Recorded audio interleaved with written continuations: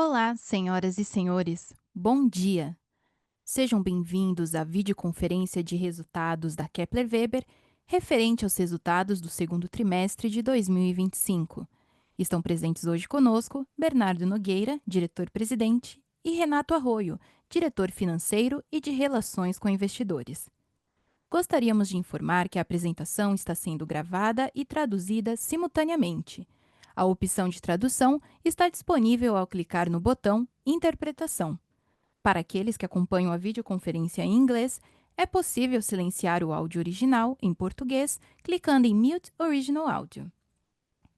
Durante a apresentação da companhia, todos os participantes terão seus microfones desabilitados. Posteriormente, daremos início à sessão de perguntas e respostas. Para fazer perguntas, clique no ícone Raise Hand.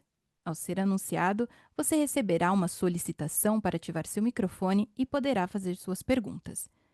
É importante esclarecer que quaisquer declarações feitas durante esta teleconferência relacionadas às perspectivas de negócios da Kepler-Weber, metas operacionais e financeiras, são projeções da diretoria da companhia e podem ou não se concretizar. Investidores devem compreender que fatores políticos, macroeconômicos e outros fatores operacionais podem influenciar o futuro da companhia e levar a resultados que diferem materialmente das expectativas expressas em tais considerações futuras. Agora, exibiremos um vídeo sobre o lançamento do nosso novo produto, Kepler Flix, uma plataforma digital direcionada aos clientes Kepler. Logo após, passaremos a palavra ao Bernardo Nogueira para darmos início à apresentação dos resultados referentes ao segundo trimestre de 2025. Domine os equipamentos da Kepler-Weber com autonomia e segurança. Conheça a Kepler Flix, a plataforma oficial de treinamento da Kepler-Weber, com cursos estruturados diretamente por quem entende cada detalhe dos nossos equipamentos, para você capacitar operadores de forma rápida e eficiente, reduzir falhas e acidentes, prolongar a vida útil dos equipamentos e diminuir os custos com manutenção. Assista todos os nossos conteúdos do celular, tablet ou computador, quando e onde quiser, sem depender de horários com técnicos ou cursos presenciais. É mais autonomia, mais agilidade e mais eficiência. Confira os cursos já disponíveis, Grãos de Conhecimento.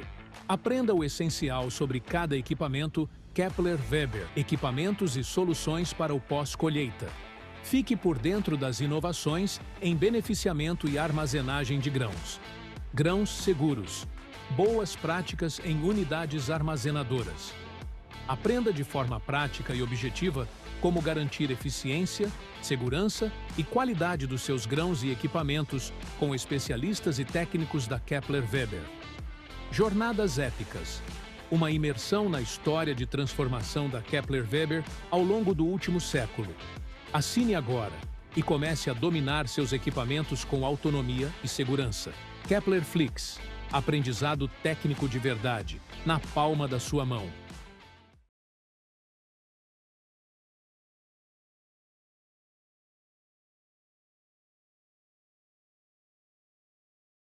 Agora, passo a palavra ao Bernardo Nogueira para iniciarmos a apresentação dos resultados referente ao segundo trimestre de 2025. Bom dia, pessoal. Prazer estar aqui com vocês. Muito bom a gente poder ter esse tempo para compartilhar um pouco do nosso segundo trimestre e das perspectivas que a gente tem para o nosso negócio, né?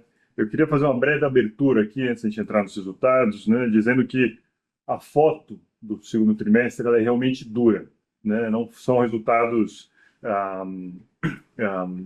são resultados que estão dentro do nosso previsto, mas são resultados duros, né? A gente tem uma queda de EBITDA de 40%, tem um lucro que cai 60% versus o ano passado. Isso muito por conta da menor rentabilidade de toda a cadeia agrícola e juros que estão em patamares aí maiores dos últimos 20 anos.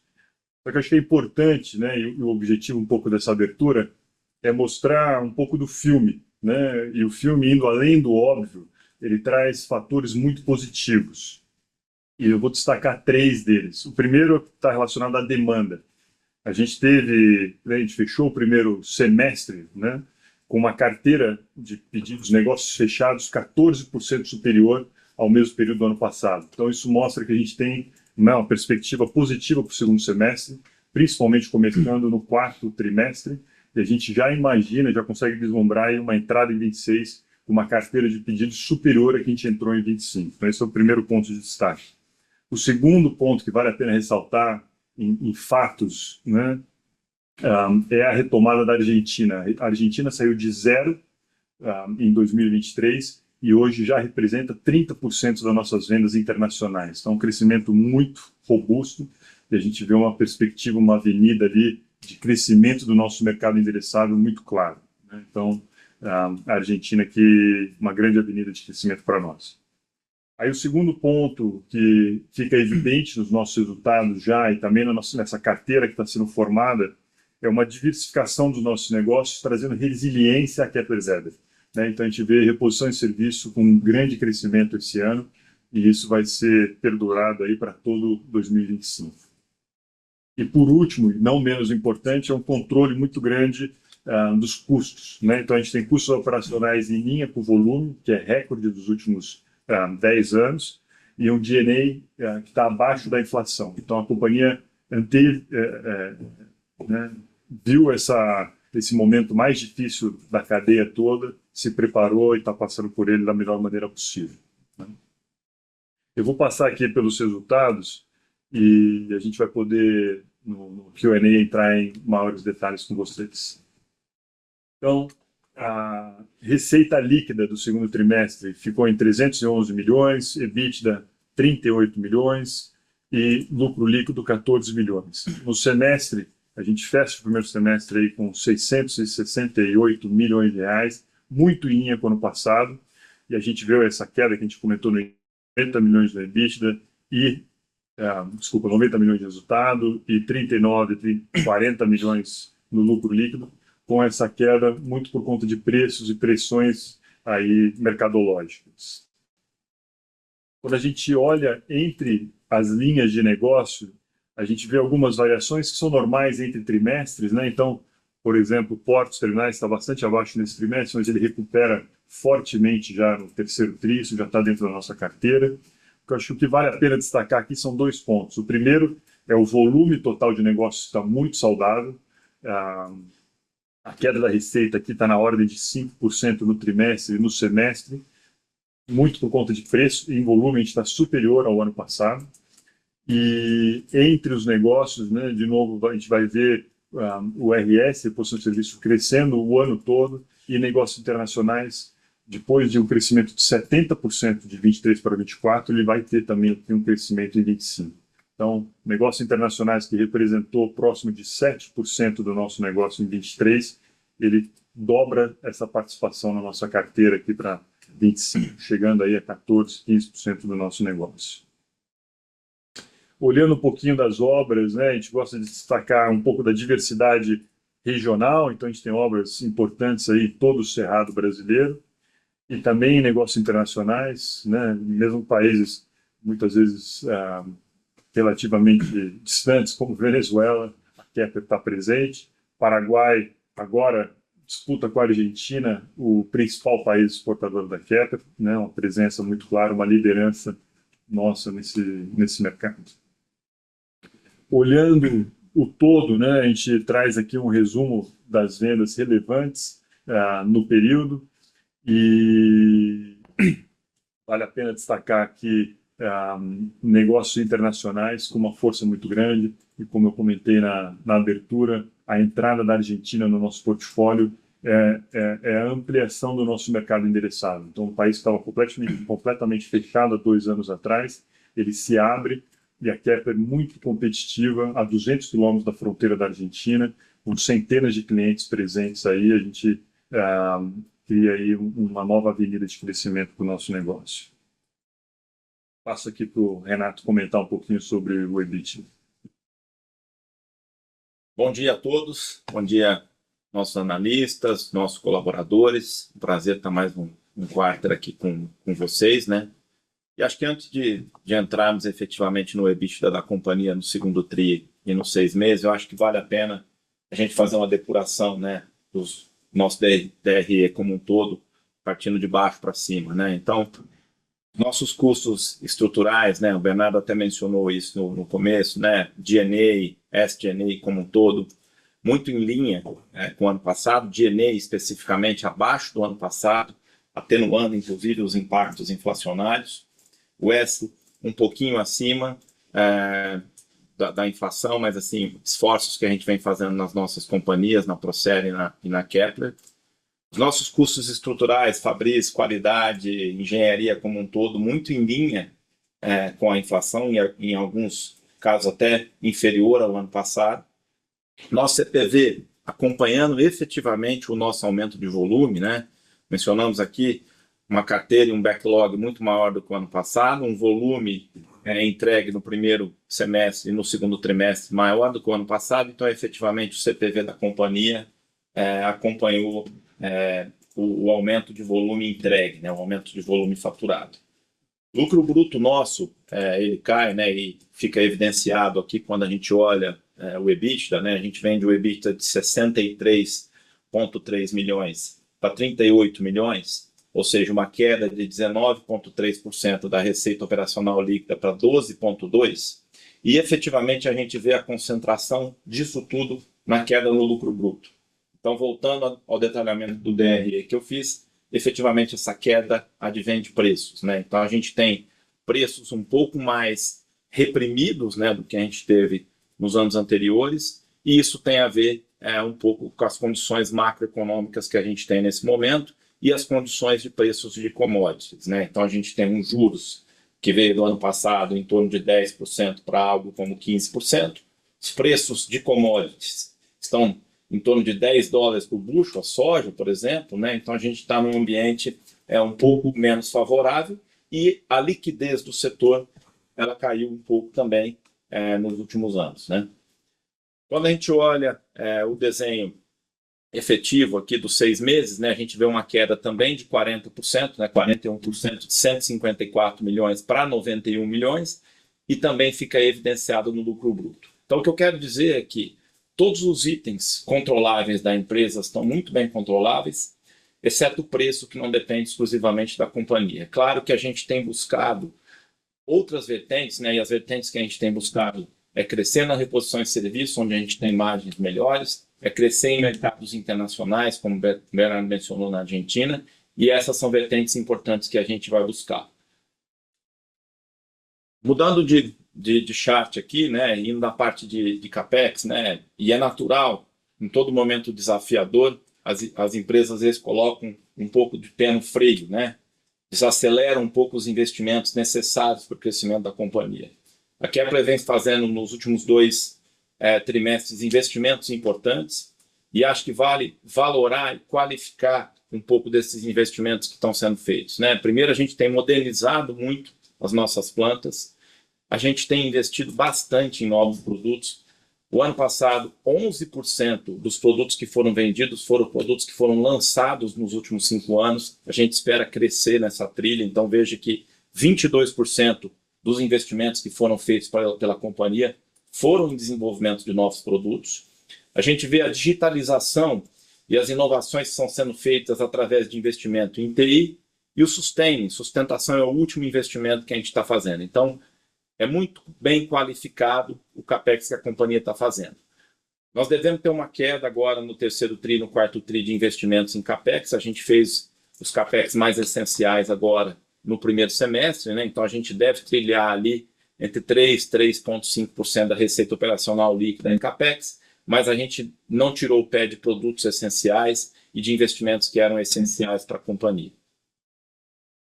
Indo agora para o ROIC, né, que é algo que nos orgulha muito, né? A empresa entrega um ROIC de 24,5%, né? E se a gente for olhar, muito provavelmente poucas empresas hoje no setor ou no Brasil como um todo têm entregue um ROIC acima do custo de capital. Então a gente tem um ROIC muito positivo, mesmo num cenário mais desafiador. Só para comparar, 3 peers que a gente olha aqui como comparáveis à Kepler, né, a gente vê que a média desses 3 peers hoje está em torno de 12% de ROIC. Então a gente, mesmo num momento mais desafiador do mercado, a gente entrega um ROIC de 24%, que é muito além do que o mercado entrega. Indo agora para a geração de caixa da companhia, né, e posição de caixa bruta, né, a gente fechou o segundo TRI com 358 milhões em caixa, e eu acho que vale a pena a gente dar um zoom aqui, efetivamente, na performance do segundo TRI. Então a gente saiu com caixa de 357 milhões, até exou com caixa 1 milhão maior, mas a gente pagou nesse período 70 milhões de dividendos e fez investimentos em capex da ordem de 18 milhões. Então, efetivamente, a empresa gerou já caixa nesse segundo trimestre, caixa advindos de adiantamentos de clientes que foram feitos, né? E isso é natural, dado que o nosso backlog está maior, e também a gente teve um resultado ajustado positivo, né? Então, acho que é importante mencionar esse ponto aqui. Ontem a gente avisou aos acionistas e ao mercado em geral de um novo pagamento de 25 milhões de dividendos a ser feito em setembro, né? Então, isso demonstra um pouco da confiança que a gente tem na recuperação e na gradual melhoria que a gente tem para o segundo semestre.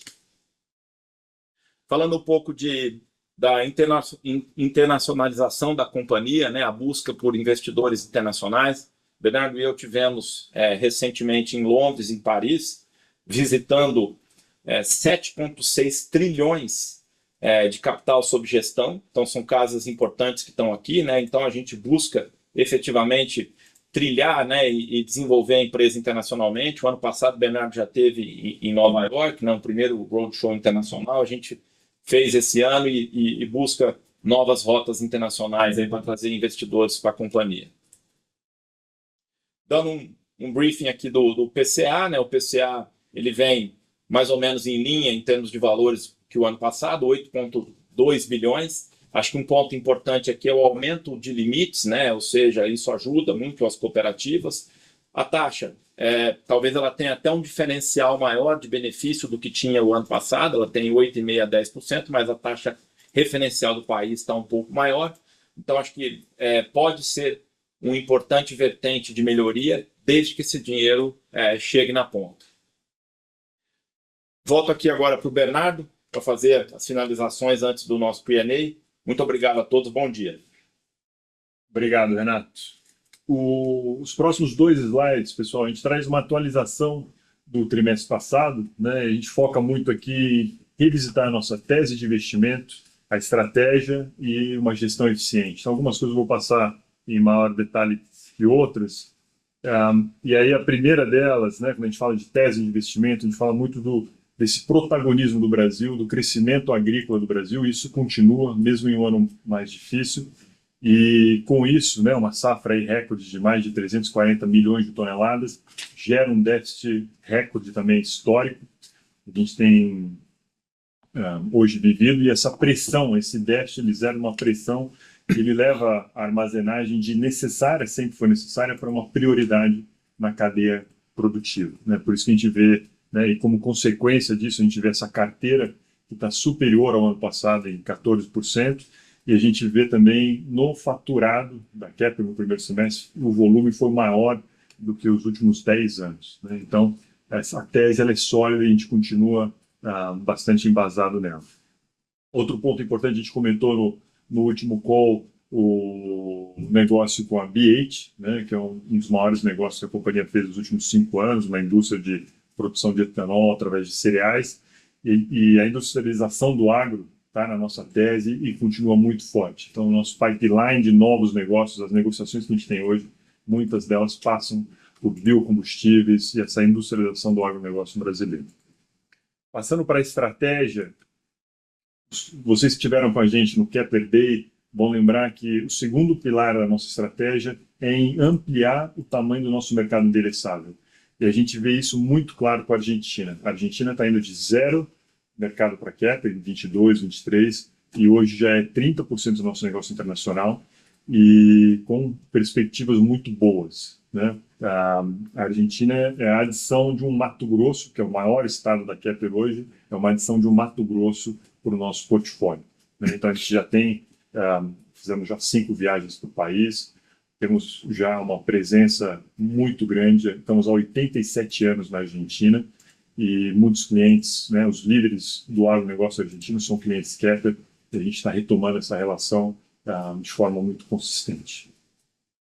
Na parte também de estratégia, a gente falou bastante de monetização de dados no nosso Kepler Day, e é muito bacana ver a materialização dessa estratégia, né? Então, ela começou lá atrás com a aquisição da Procer, né? Então, a gente fez a aquisição da Líder, né? A gente brinca que a Procer é o Apple Watch dos silos, então a gente fez a aquisição da Procer, que é a líder, né, nesse universo, lá em abril de 23, né? Fizemos um trabalho de integração com a Kepler, e hoje a gente está numa posição de poder, como a gente fez no primeiro trimestre, assinar um contrato com a XP, conectando produtores e clientes da cadeia que precisam de ferramentas de hedging, de trava de soja, de milho, com um veículo que oferece essas travas, né? Então a gente tem a oportunidade de ser essa plataforma.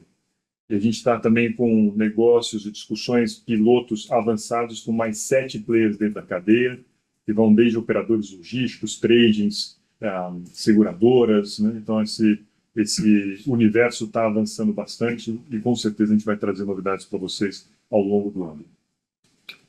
Com relação à gestão eficiente, falando um pouquinho na abertura, mas a gente vem falando desse segundo trimestre mais difícil, a gente percebeu essas margens caindo em toda a cadeia já desde a safra 24-25, do início da safra 24-25, então a gente se preparou para isso, fizemos ajustes na estrutura, os cortes aí necessários para poder navegar em mares mais difíceis, né? E o reflexo disso é essa queda do G&A de 5%, né? Então não só a gente atenuou a inflação, mas conseguiu reduzir o G&A aí em 5% nos primeiros 6 meses do ano. E aí, uma coisa que a gente não abre mão aqui, né? A Kepler completou 100 anos agora em maio, e a gente está no negócio, né, por atender muito bem as expectativas dos nossos clientes. A gente vem com muito foco nisso, né, a forma de medir esse engajamento com os nossos clientes é o NPS, né, que saltou aí na casa de 36 em 2018 e hoje a gente está com um NPS de 72. Né? Então, esse é um indicador que a gente mede aí constantemente, e é um orgulho muito grande para a companhia. Passando aqui para o próximo slide, a gente também trouxe esse slide no último call, e ele é muito interessante porque ele coloca as coisas em perspectiva, né? Então, a linha laranja aqui é o preço da soja em dólares, né? Dólares por bushel. Né? Então, a gente vê aqui uma variação bastante grande e um retorno da soja a níveis pré-pandemia. Né? A gente vê aqui embaixo a Selic, né, que também influencia bastante o nosso negócio. Então, um momento aqui de Selic mais alto, lá há 10 anos atrás, 14, né, 14. E embaixo a gente vê o tamanho da safra brasileira, que saltou de 200 para 340 milhões de toneladas nessa década. E o déficit, muita gente, quando conversa comigo, fala, mas isso aí sempre existiu. E não é verdade. O déficit brasileiro de armazenagem era próximo de zero aqui, né? A gente estava com 93% de capacidade estática em 2016, por conta de uma quebra de safra, é verdade. Mas a aceleração da safra brasileira foi maior do que a capacidade de implantar a nova estrutura de armazenagem, e isso trouxe, que a gente chama, né, os fundamentos do nosso negócio, desse déficit de armazenagem, que hoje está em 59% da capacidade estática brasileira. Então, aqui uma grande, né, um grande vento a favor. Né? E aí, quando a gente combina, né, todos esses fatores, o que a gente percebe? Coloca em perspectiva, né? A gente vê que a última vez que a soja e os juros estiveram no patamar que estão hoje, o EBITDA da Kepler, que é as barras cinzas aqui, ela teve negativo. Né? E quando a gente estava aqui, eu lembro muito bem do Kepler Day de 22, quando a gente estava aqui com EBITDA de 30%, muita gente perguntava, né? Falava, mas quando a soja voltar, a gente sabe que ela volta, né? A agricultura passa por ciclos, e os juros subirem, vocês vão continuar, vocês vão estar onde? Né? Então a gente fica muito feliz de ver que a gente não está voltando aqui para EBITDAs negativos, a gente não vê essa perspectiva. A gente vê aqui o EBITDA dos últimos 12 meses em 17, é verdade, né? O trimestre mais duro nosso foi o segundo trimestre, a gente já vê o junho mostrando uma recuperação, o terceiro trimestre, o quarto trimestre voltando aí para um patamar de mid-teens, né? Então a gente vê aqui né, uma manutenção, né, a gente coloca aqui em cima, né, próximo de 15% ou acima de 15% de EBITDA, de margem de EBITDA, mesmo em um ambiente bastante difícil com o agronegócio como um todo. Né? Então é muito bom, para mim, a mensagem desse slide é que, primeiro, a gente não volta aqui para esses patamares de 2016 e 2017, por uma combinação de fatores. Né? Primeiro, a demanda por armazenagem, que é outra, né? E ela não vai deixar de existir nos próximos 20, 30 anos. A estratégia que a companhia adotou nos últimos 10 anos de diversificação, então a gente tem, né, reposição de serviços, negócios internacionais, portos, e uma gestão eficiente. Gestão aqui é Lean Manufacturing, né, que começou lá em 2016 e hoje é a cultura da companhia. Então a gente cuida muito de custos, a gente antevê, busca muita eficiência o tempo todo. Então, esses três fatores combinados nos colocam num patamar de rentabilidade completamente diferente do que foi na última crise. E o Renato bem comentou aqui que, mesmo, né, com o segundo trimestre duro como esse, a gente gerou caixa, estamos, né, anunciando aqui dividendos, e isso nos dá uma satisfação muito grande. É isso, a gente pode ir agora para perguntas e respostas. Obrigada. Iniciaremos agora a sessão de perguntas e respostas. Lembrando que para fazer perguntas, clique no botão Raise Hand ou Levantar a mão. Ao ser anunciado, uma solicitação para ativar seu microfone aparecerá na tela e então você deve ativar seu microfone para fazer perguntas. Aos interessados em fazer perguntas por escrito, solicitamos gentilmente que utilizem o link disponível no chat. Em virtude do elevado número de questões habitualmente recebidas e com o intuito de atender a todos os participantes, as questões serão respondidas de maneira agrupada, de acordo com o tema anunciado. Se sua pergunta for enviada após o encerramento do tema anunciado, o time de Relações com Investidores providenciará a resposta posteriormente por e-mail. Durante a sessão de perguntas e respostas, daremos prioridade às perguntas feitas ao vivo pelo microfone, as quais serão respondidas com antecedência. A nossa primeira pergunta vem do Sr. Kiefer Kennedy, do Citibank. Por favor, pode prosseguir. Bom dia, Bernardo, Renato, time aí de RI. Obrigado, pela oportunidade de fazer uma pergunta aqui no call. Eu queria começar explorando um pouco mais a carteira contratada que o Bernardo comentou ali, também no release de 14%. Você comentou, Bernardo, que tem uma perspectiva positiva ali para o segundo semestre, especialmente a partir do quarto trimestre. Eu entendo que existam ali alguns fatores eventualmente exógenos, né, sobre a execução desses projetos, que vocês até comentam no release. Eu queria pegar um pouco mais de cor sobre essa carteira, né, o que está ali dentro, quais seriam eventualmente o timing aqui, riscos, e inclusive no slide 7 da apresentação, você comenta ali sobre 254 milhões em projetos divididos entre as unidades de negócio. Estão aqui dentro, esses 14% são esses 254? Não? Queria entender um pouco como essas duas informações conversam e, de novo, sobre o timing, né, e reconhecimento dessa receita, que por estarem em business units diferentes, eu entendo que tenham timings de execução também distintos, né, portos e terminais ali, enfim, queria um pouco mais de cor nessas duas informações.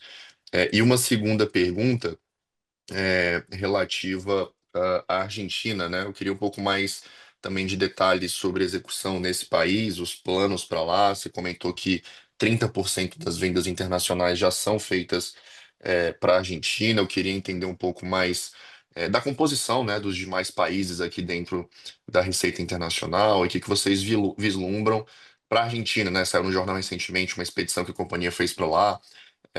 Qualquer detalhe adicional aqui seria super interessante. Obrigado. Okay. Kiefer, muito obrigado pelas perguntas. Né?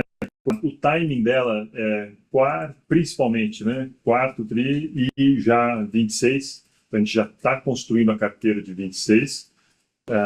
E você coloca a questão de riscos. Essa carteira são negócios fechados, contrato assinado, sinal pago. Então não tem muito risco, ela está dentro de casa. Né? É uma fração menos de 0,1% que tem alguma questão depois ao longo do tempo, mas elas são negócios já concretizado, né? Então, isso nos dá uma clareza muito grande da direção que a companhia está indo. E ela vai ser distribuída, né? Então, ela é pontual agora, né? Tá com esse crescimento, ela vai ser distribuída aí ao longo dos meses, né? Mas principalmente a gente vai ver esse impacto lá no quarto tri e a entrada de 26. Eu até estava lá, né, para colocar isso para o fechamento, mas eu vou adiantar agora que no nosso próximo call, né, quando a gente fechar o terceiro trimestre, a gente já vai conseguir trazer uma perspectiva boa da carteira de virada, né, como é que a gente está vendo 2026.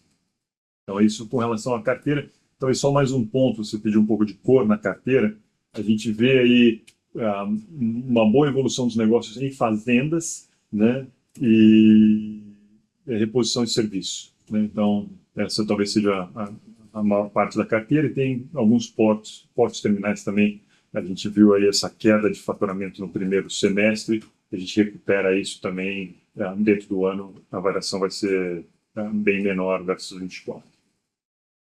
Com relação à Argentina, é fascinante o que está acontecendo lá, é muito impressionante. Eu fiz questão de fazer a viagem com o time agora em julho, e rodamos mais de 1.600 quilômetros, visitamos muitos clientes. E o muito interessante aqui é que a gente combina fatores que são de mercado, né? Então, a Argentina é o terceiro maior produtor de soja, um grande exportador, tá um grande player no agro mundial.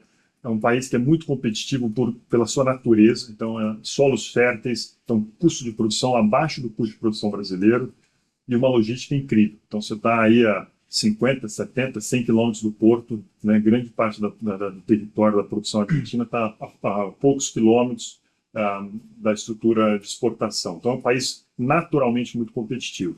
E o que a gente vê, né, com as medidas mais recentes aí, foi uma estabilização da inflação, uma abertura para o mercado internacional, para, né, compra de equipamentos no mercado internacional, que aconteceu já a partir do segundo semestre de 24 e 25, né, totalmente aberto. Então, isso é muito favorável para nós. E aí a gente traz alguns elementos do nosso negócio, né? Que é o primeiro, quando você roda a Argentina, você vê que existe um sucateamento geral, né? Então, desde estrutura de armazenagem até caminhões, estrutura de irrigação, é tudo muito antigo, né? É difícil achar alguma estrutura com menos de 10 anos. A maioria dos investimentos foram feitos há 20 anos atrás. Então, isso é uma oportunidade enorme para nós. E aí, dando um zoom na Kepler, nessa história, a Kepler está na Argentina há 87 anos. Eu visitei lá o maior produtor de arroz, o maior produtor de trigo, de soja, a maior esmagadora de soja. Todos são clientes Kepler, são equipamentos. Você vai na Argentina, você vê igual rodar o Paraná, o Mato Grosso. Você vê que muitos equipamentos Kepler nesses grandes clientes. Então, isso é uma vantagem enorme. Nós estamos a 200 quilômetros da fronteira, como eu mencionei na abertura.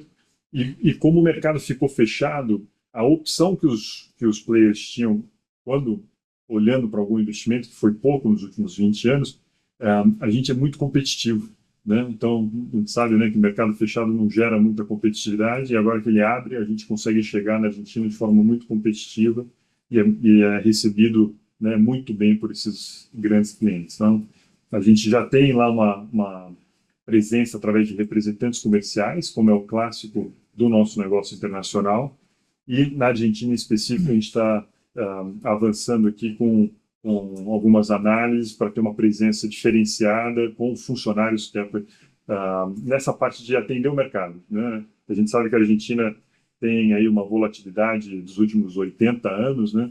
Então, a gente tem que ter uma porta de entrada e uma porta de saída muito clara. Então, a gente não prevê aqui no curto prazo, no curto e médio prazo, a gente não prevê uma fábrica, uma extensão, aquisição na Argentina, isso não.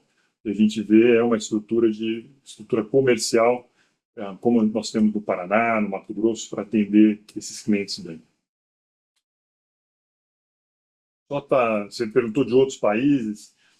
De forma bem resumida, nosso negócio internacional, mais ou menos 70%, 80% ele está aqui na América Latina, então a gente tem uma presença e uma liderança nos nossos países vizinhos, né? Principalmente aqui Paraguai, Uruguai, e aí fazemos também negócio em Bolívia, Colômbia, Venezuela, mas o grosso do nosso negócio internacional está na América Latina e ocasionalmente atendemos aí Paquistão, Ucrânia, países fora da nossa região aqui. Obrigado, Bernardo. Super claro. Se eu puder fazer uma última aqui, bem rápida, com relação ao fato relevante relativo à aquisição da Procer que vocês fizeram, foram 5,7 milhões. Eu queria, bem rapidamente, só retomar aqui, né? A compra do controle da companhia aconteceu ali em março de 2023. E, se eu não me engano, a Kepler ficou com uma opção de compra, né, para o restante das ações até 2028. Eu queria entender se essa aquisição de agora é parte desse processo, esse timing da compra, né? Por que agora, se é algo contratual, enfim, se o stake que vocês levaram agora foi eventualmente no mesmo valuation, né? Dá pra gente fazer uma conta aqui, entender que foi mais ou menos talvez 5, 6% ali. Só ter um pouco mais de cor aqui nesse processo de aquisição das ações remanescentes da Procer, entender se vai eventualmente chegar a 100%, enfim, um pouco mais de cor aqui seria ótimo também. Obrigado e parabéns aí pelos resultados. Kiefer, tudo bem? Bom dia. Respondendo em relação à Procer, né? A gente, quando divulgou a compra da companhia, né, em 2023, março de 23, a gente colocou que teriam estágios ali de aquisições para ter o capital total da companhia, né? Em 23, a gente comprou 50% da companhia mais um das ações ordinárias, né? E a gente mencionou que até 2028 teriam entradas parciais da Kepler até chegar a 2028 com 100%, né? Essa compra atual agora faz parte desse processo, né? Então, dos 50%, a gente vai ficar ali próximo a 55% de participação ordinária no capital da Procer a partir de agora. Houve uma antecipação aí de poucos meses, né? Do que a gente fez lá atrás. E o valuation foi um pouquinho maior, dado que a empresa cresceu um pouco nesse período, né? A gente mencionava que isso tinha uma base ali relacionada ao EBITDA, como a empresa cresceu, o valuation da empresa também cresceu. Mas isso dá para ver muito claramente na nota nossa de balanço, né? Tanto no ITR quanto nas demonstrações financeiras, no item 25.2. Lá tem as opções de venda, né? Provavelmente no próximo TRI vocês vão ver as movimentações que foram feitas ali relativas ao passivo que a gente tem efetivo da compra, né? A gente consolida integralmente a Procer dentro dos nossos livros hoje, mas a gente tem uma opção de compra que é listada dentro do nosso passivo. Obrigado, Bernardo, Renato. Nossa próxima pergunta vem da senhora Fernanda Urbano, da XP. Por favor, pode prosseguir. Bom dia, pessoal. Bom dia, Bernardo, Renato. Obrigada pelo espaço aqui para fazer as perguntas. São duas perguntas aqui do nosso lado. Primeiro, eu queria explorar um pouco o cenário competitivo, né? Enfim, entender como que vocês estão vendo outros players, principalmente em termos de precificação, né? Enfim, a gente está num momento um pouco mais delicado, né, para os clientes, principalmente aí dos setores de vocês que são mais expostos a juros. Queria entender se vocês estão vendo os outros players, né, sendo um pouco mais agressivos em precificação, ou se estão vendo um ambiente racional, e também entender como que isso tem conversado com a dinâmica de market share de vocês, né? Se vocês veem algum player chamando a atenção de ganho de participação, ou pelo contrário, se estão vendo algum movimento de consolidação, né, nesse momento de mercado. Essa seria a primeira pergunta com relação aí a cenário competitivo, precificação. E uma segunda pergunta seria sobre o Plano Safra, né, que foi anunciado mês passado. Enfim, entendo que hoje, né, depois dos movimentos de diversificação, os contratos, né, que acabam sendo financiados pelo PCA, são bem menos representativos no consolidado da companhia, quando comparado aos anos anteriores. Mas eu queria entender a perspectiva de vocês para essa parcela aí, né, de mercado. Como que têm sido as negociações com os clientes, e qual a expectativa de vocês para a liberação dos recursos desse novo plano? Obrigada. Oi, Fernanda, obrigado pela pergunta. O cenário competitivo, você usou a palavra racional, né? Mas a gente está dentro de uma racionalidade. Existe, sim, né, o nosso cliente, por estar vindo às compras usando recurso próprio, ele está vindo demandando maior eficiência. Então, ele vem e pede, pesquisa mais e briga mais na hora de comprar. Então, a gente vê essa questão em preço. que na nossa percepção, né, o pior já passou, então agora a gente já vê uma estabilidade em preços. Quando a gente olha market share, né, olhando assim os diferentes players, a Kepler, a gente tem uma estratégia, a gente é líder do mercado, a gente tem a estratégia de fazer a manutenção dessa liderança. A gente não vê um cenário de perda de market share. Pelo contrário, até de 23 para 24 a gente ganhou 1 ponto de market share, e aqui em 25 a gente trabalha para fazer essa manutenção da nossa liderança. Então isso em linhas gerais com o share. E aí cada player, né, tem a sua estratégia e é natural que existam variações entre eles, né? E aí, plano safra, vou passar para o Renato trazer um pouco de cor no PCA. Obrigado, Bernardo. Fernanda, bom dia. Obrigado pela pergunta, né? Eu mencionei rapidamente aqui sobre o PCA, né, na apresentação, mas efetivamente hoje o PCA corresponde entre 12% e 13% do nosso faturamento, né? 30% hoje dos nossos recursos são financiados e cerca de 40% disso advém do PCA, isso com base no ano passado, né? Então, o agricultor, os nossos clientes se sofisticaram nos últimos anos, né? Então eles emitem muito mais debênture, emitem muito mais LCA, outras maneiras de se financiar. Mas respondendo especificamente do PCA, né? Foram liberados 8,2 bilhões, né? Acho que um negócio que ajuda bastante é o limitador, né? Acima de 12 mil toneladas hoje existe uma possibilidade de se tomar, né? Aumentar esse limite para até 200 milhões, né? Isso ajuda talvez a questão de cooperativas, né?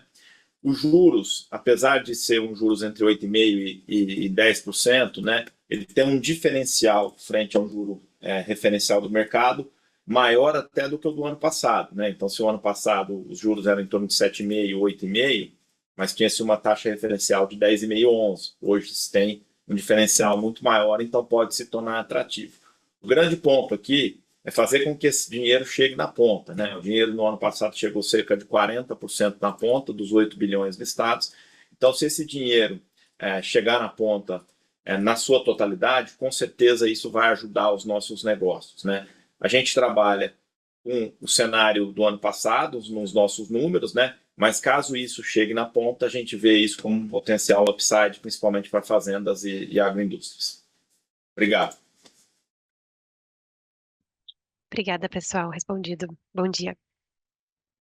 Nossa próxima pergunta vem do Sr. Werner Roger, da Trígono Capital. Por favor, pode prosseguir.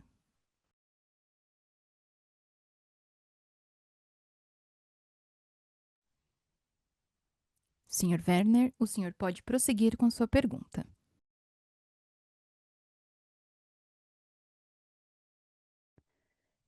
A nossa próxima pergunta vem dos senhores Rodrigo Gutierrez, da Advent, e Gabriel Barros, da Paros Investimentos.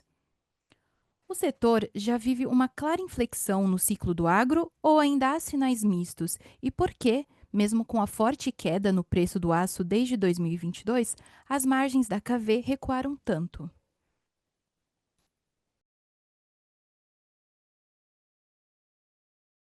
Perfeito. Ô, Rodrigo e Gabriel, obrigado pela pergunta. A gente vê, sim, uma inflexão aqui no segundo trimestre, então a gente percebe já pela carteira e né, a formação e o mix dessa carteira, a gente percebe margens mais saudáveis já a partir do terceiro trimestre e também no quarto tri. Então, eu diria que sim, é uma inflexão, mas a gente gosta de usar a palavra gradual. Então, não existe um fato novo, né? O juros não está em queda, a soja não está subindo, então não existe um fato externo novo que acelere essa recuperação. Então, sim, tivemos uma inflexão, mas uma melhora gradual. Esse é o primeiro ponto. E aí, com relação ao aço, sim, o aço teve uma queda bastante grande principalmente nos últimos 3, 4 anos, muito alinhado com as outras commodities, né, a própria soja. E por que a gente não vê uma melhora de margem quando cai o aço? Porque a formação de preço do mercado, principalmente dos nossos concorrentes, eles fazem muito custo mais. Então, quando o aço ele tem um declínio, né, os concorrentes acabam descendo o preço. Quando o aço sobe, os preços sobem paralelamente, né? Então, A gente não tem exposição, a gente gosta de falar isso, a gente não tem exposição ao aço especulativo, não é uma exposição especulativa ao aço. Então, toda a nossa carteira, a gente tem o aço já contratado. Então, a gente sempre trabalha assim, é uma forma mais conservadora, mas a gente entende que é a mais correta. Obrigado. Nossa próxima pergunta vem do senhor Rafael Araújo, da Evolve Capital. Em relação aos preços realizados dos produtos da Kepler, quais seriam os principais triggers para uma recuperação? A melhora na rentabilidade do produtor poderia impulsionar essa retomada ou a queda dos preços está mais relacionada ao aumento da concorrência? Como tem sido a volatilidade desses preços no passado?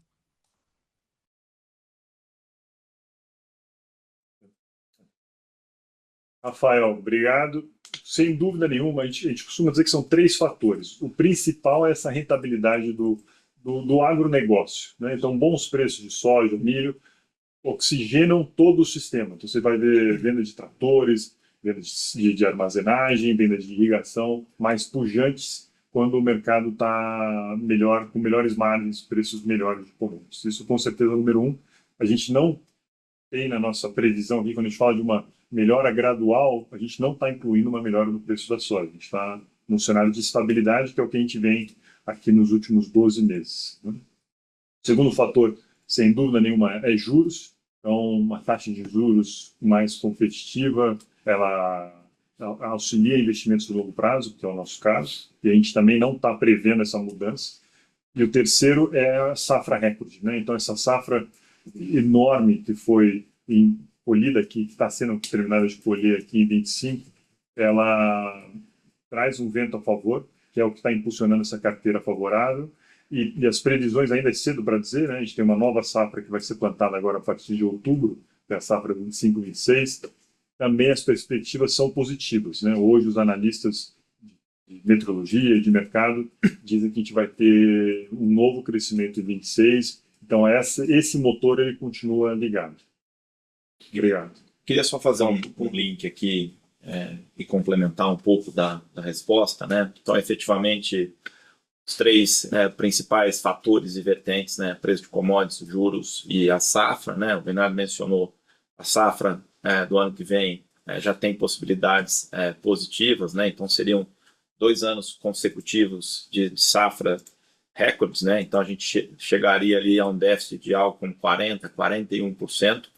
Isso tem impulsionado a nossa carteira, mas trazendo um pouco para o lado da Kepler, né, do segundo semestre em diante, né, e já na formação da carteira do ano que vem, a gente viu e destacou isso ao mercado, né, que 50%, 56% do EBITDA do segundo TRI vem de junho. Né? Então, demonstra que a gente começa agora a ter uma aceleração, principalmente de volumes, né, dado a sazonalidade do negócio. Geralmente 40% do nosso negócio é concentrado no primeiro semestre e 60% no segundo semestre. Então, efetivamente, como a gente não precisa fazer investimentos em SG&A e custo estrutural, a gente começa a ter uma diluição de custos. Né? Então, importante é mencionar que, em termos de rentabilidade, a gente deve ter uma melhora gradual, como a gente está colocando, mas o volume impulsiona um pouco da diluição de custos. Né? Então, a gente não vê nada que mude o preço de soja rapidamente ou que mude para um crescimento em V ou abrupto nesse momento, mas o que a gente vê é muito volume vindo e um volume melhor do que a gente teve no primeiro semestre. Lembrando que para fazer perguntas, por favor, clique no botão Raise Hand ou levantar a mão.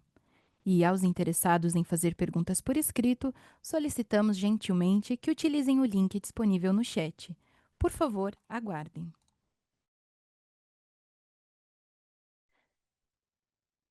A sessão de perguntas e respostas está encerrada. Passamos a palavra ao Sr. Bernardo para que ele faça suas considerações finais. Bom, pessoal, um prazer enorme estar com vocês. E como considerações finais aqui, né, a gente tentou trazer isso no relatório e nas nossas respostas. A gente vê uma inflexão, uma melhora. Né? O Renato falou aqui sobre junho, isso se perpetua aqui no segundo semestre. Então, de novo, uma recuperação gradual da nossa rentabilidade. A gente fica muito feliz de ver isso claro, né, com fatos e não só perspectivas. E no próximo call, né, no call do terceiro TRI, a gente vai ter já bastante substratos para falar de 26, então também já ver se essa visão positiva do segundo semestre se perpetua aqui para 2026. E eu queria só comentar com vocês que no segundo trimestre aqui, no mês de maio, a Kepler completou 100 anos, né? Então são 100 anos de inovação, de resiliência, de crescimento, de uma liderança muito clara no principal negócio do Brasil, que é o agro. E a gente também recebeu aqui no segundo trimestre o resultado da pesquisa GPTW, né, que é o Great Place to Work. Mais uma vez, nós estamos entre as melhores empresas para se trabalhar no agronegócio e a gente melhorou em todos os indicadores de engajamento, né? Então, uma melhora aí no nosso engajamento da equipe Kepler, né? E aí, por fim, e não por menos, eu queria, como de habitude aqui, agradecer os 2.875 clientes atendidos aqui nesse primeiro semestre, agradecer a confiança de vocês e também agradecer os mais de 13 mil novos acionistas, né? Então, nossa base acionária subiu de 74 para 87 mil acionistas hoje. Então, para toda a equipe Kepler, muito obrigado. E para todos os acionistas aí, clientes, né, a satisfação ter a confiança de vocês. Estamos trabalhando muito aqui para entregar um segundo semestre bastante positivo. Obrigado. A videoconferência de resultados da Kepler Weber foi concluída. Em caso de dúvidas, por favor, envie sua pergunta para o time de Relações com Investidores pelo e-mail ri.kepler@kepler.com.br. Agradecemos a participação de todos e desejamos um excelente dia.